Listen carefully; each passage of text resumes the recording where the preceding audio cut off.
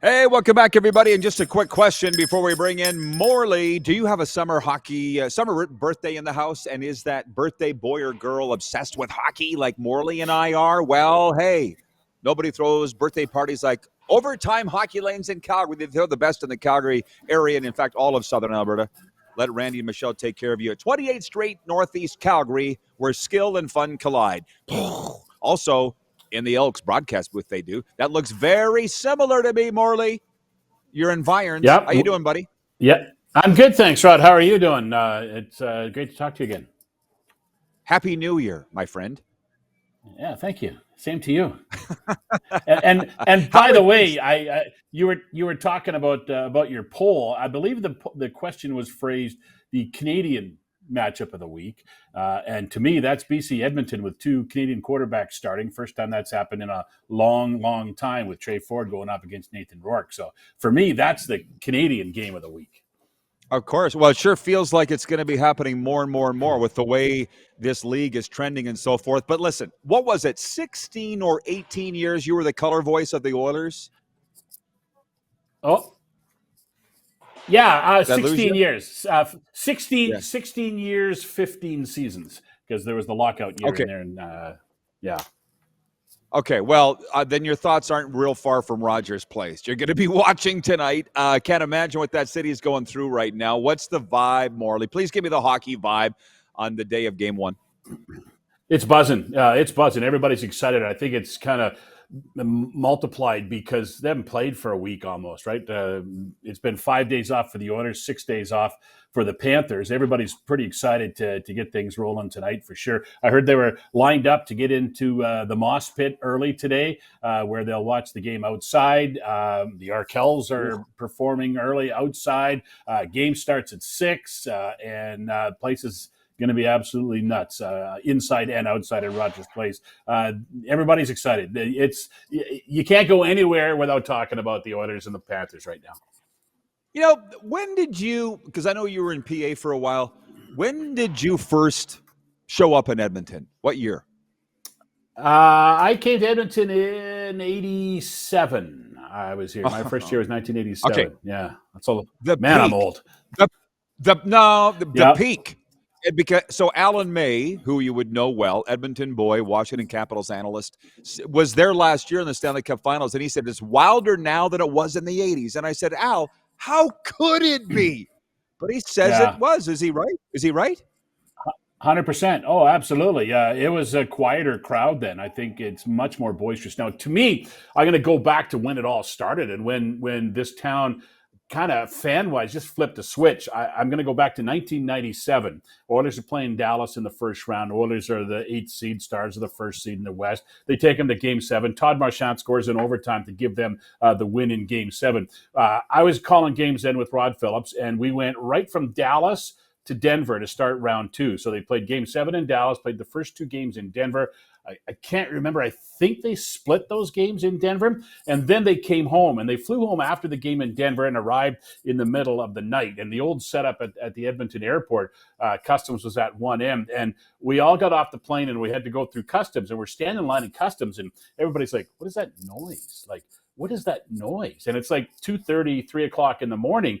And then you walk out of customs and out into the waiting area. And then at some point, everybody realized there's fans out there. And we came out after that game, and there's probably 500 people there. And they were chanting and singing and cheering, and they had signs. And that's when, to me, Edmonton got noisy for hockey. That was the turning point for me. And ever since then, it's Wow. been big. 2006, took it to the next level in the old rink. And, we'd be going to the airport after the games in 2006 and driving down 75th Street, and people are on their front lawns banging pots and pans together because they knew the players would be driving down that street going to the airport to catch the flight after games. So to me, 1997 was when it all changed. Wow. Well, from the outside, it all looks the same. But for you to say that, that's really cool. And I will just say this here in Moose Jaw, there are Oiler flags out on front porches, Oiler flags on trucks, vehicles. It's very, very special time of year, as you know. But Canada's team, right? We just heard today that right. the CN Tower is going to be lit up in blue and orange for the Oilers tonight in Toronto. So that's got to sting. I saw, yeah, I know. I saw your tweet. I'll get to your comments, everybody. Colin in Ottawa writes that he says, I think Hamilton will win the Grey Cup, and I haven't had a drink since the weekend, Rod. He's making a joke because Jim Barker picked the Ticats to win. You might have seen that last night on the TSN preview, and I said, are they drug testing TSN staff? Because I think they should. But Morley, it's fun. It's fun, all this talk and hype in week one.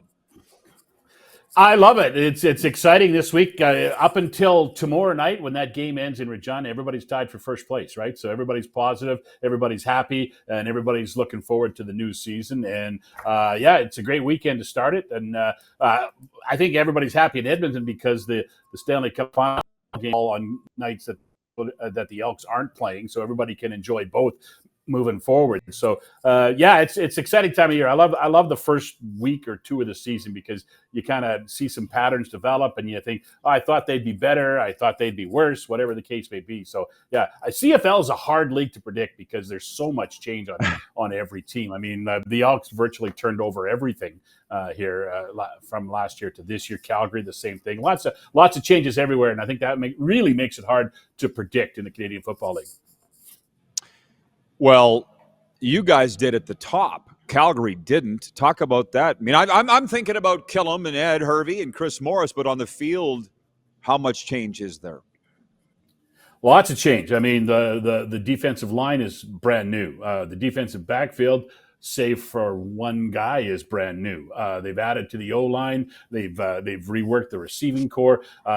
We haven't seen the depth chart for their game on Saturday, but I'm just looking at my notes here, and I'm just going to make a quick count. 1, 2, 3, 4, 5, 6, 7, 8. On defense, 8 new starters. So the defense, which wasn't very good last year, is getting remade. And on offense, there's less, but there's a handful of guys on offense too. So yeah, it's a lot of change for the Elks this year. Well, I don't count Jake Seresna's new. Let's be real about it. I didn't play here last year. He didn't play here last year. You know what I mean? So, but he's a big part of that team. Oh, for sure.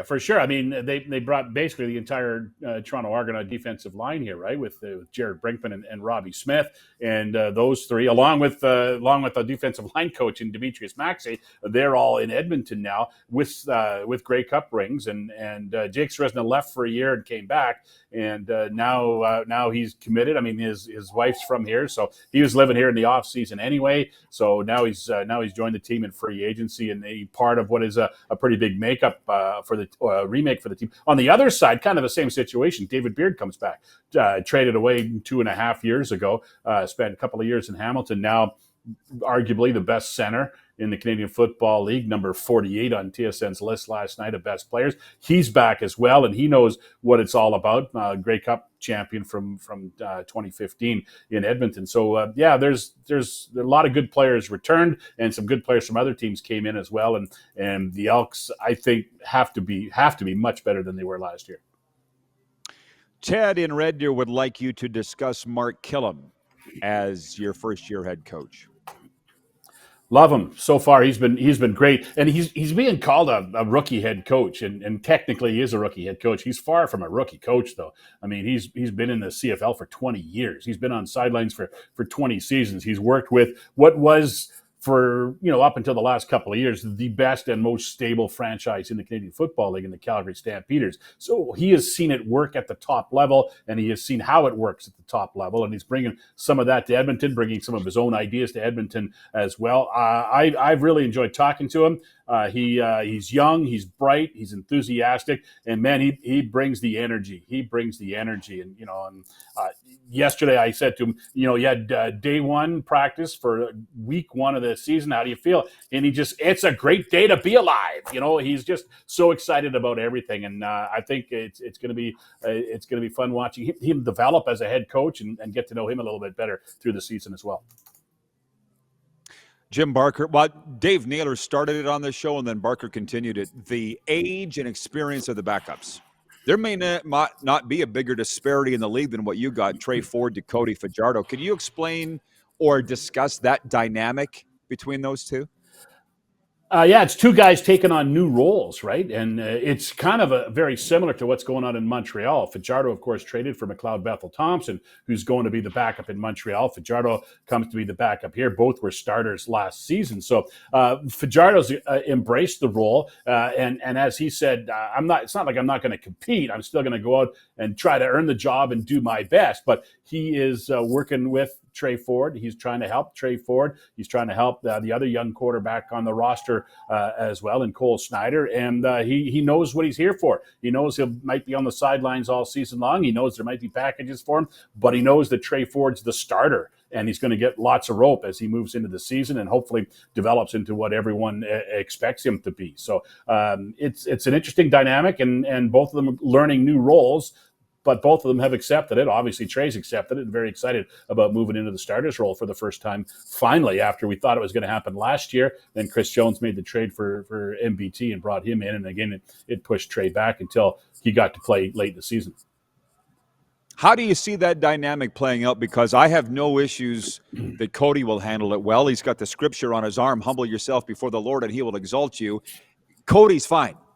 I don't know McLeod Bethel Thompson at all. Well, a little bit, but not like I know Cody. How will he handle being the backup in Montreal? Because he seems like kind of a hot-headed guy. At least his comments did publicly at times in his time at Edmonton. Yeah, I don't see him as that. I think he'll accept it fine. He went there and signed there knowing what the deal was. So this isn't a surprise to him. He knew what he was getting into. He was traded there, but he was a pending free agent when he got traded there and ended up agreeing to a deal with the Alouettes. So he knows what the deal is, that's for sure. And I don't think he would be signing that contract if he wasn't willing. And he kind of had that role here a little bit last year. And I know when he was taken out of the starter's role here, he was great for Trey. From everything I hear, he worked with him. I think the problem between those two was they play different styles. Like McLeod's a in the pocket kind of guy. Well, Trey's a guy who runs around a little bit more. And I think maybe Cody can help him in that department because Cody's more of a scrambling quarterback and can talk to him about that and help him in that with his experience. But yeah, I think McLeod will be fine in Montreal. I really liked him. I enjoyed talking to him. I think he's got a good head on his shoulders. He loves the game. And I think he'll be fine in Montreal. Do you spend any time at all looking back in the Elks' history since COVID?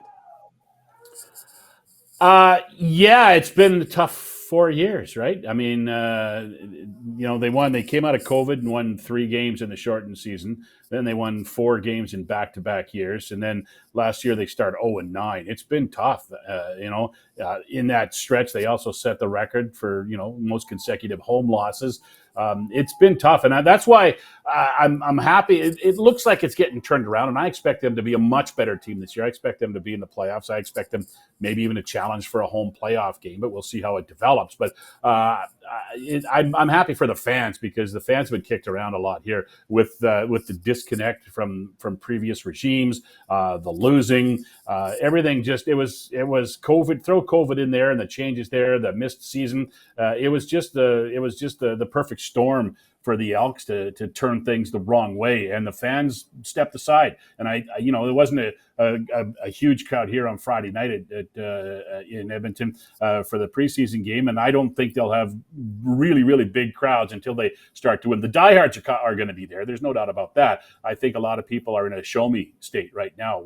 If the Elks can win some games, I think the crowds will come back. And that the Elks, the new regime has done a great job trying to bridge that gap between the fan base and the team. They're having more conversations with season seat holders, with fans. They're doing more things out in the community. So they're doing everything they can, but it's all going to come down to winning, right? And they're going to unveil new uniforms tomorrow night, and I'm led to believe it's going to have more of that classic EE logo on it from years gone by to try and keep those who are still unhappy about the name change a little bit happier, because at least you're getting the old EE back. So they're doing what they can to try and make the fans happy, but nothing beats winning, right? Everybody's going to be a lot happier if they win. I often wonder with the fans and being so upset about the name change, I wonder if they came out of COVID and went 11-3 instead of 3-11. I wonder where we'd all be and what we would think of the new name of the team. I don't know. So, well, you went there, John Ohm, in Winnipeg says, can you discuss the chances of them going back to the name Eskimos?